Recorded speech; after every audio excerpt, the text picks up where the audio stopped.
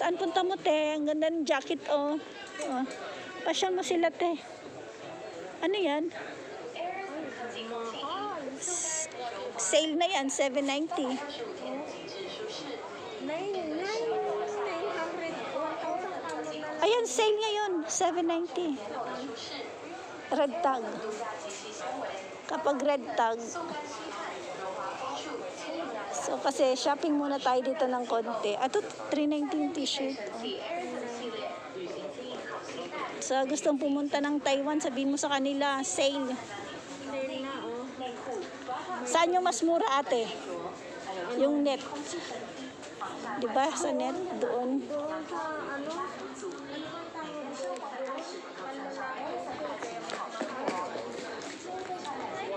So, tara, ikot mo sila.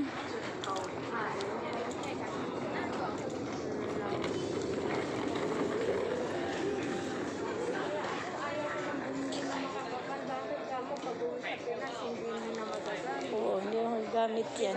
Oh, true. Ako, hindi talaga ako bumibili ng mapang winter. Kasi nga, hindi mo magagamit sa Pilipinas. Nalamin pa siya.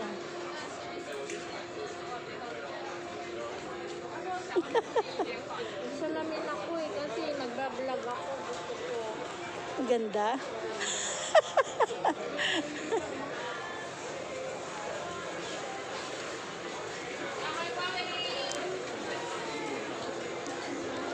Kwangling, kwangling.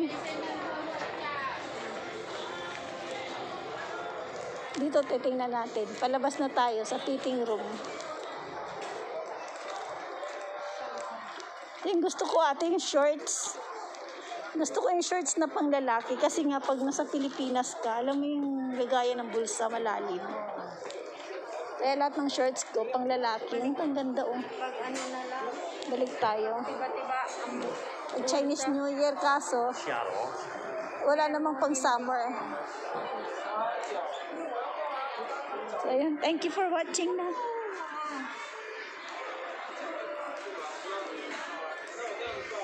Ang bata, oh. Nung nakaraan, nag-sale yan, 190 lang. Nakabili ako sa apo ko. Doon sa Uniqlo. Nakabili ako sa apo ko. Oo, sa Uniqlo doon. lalaki naman. Ang ganda, oh, 190 lang.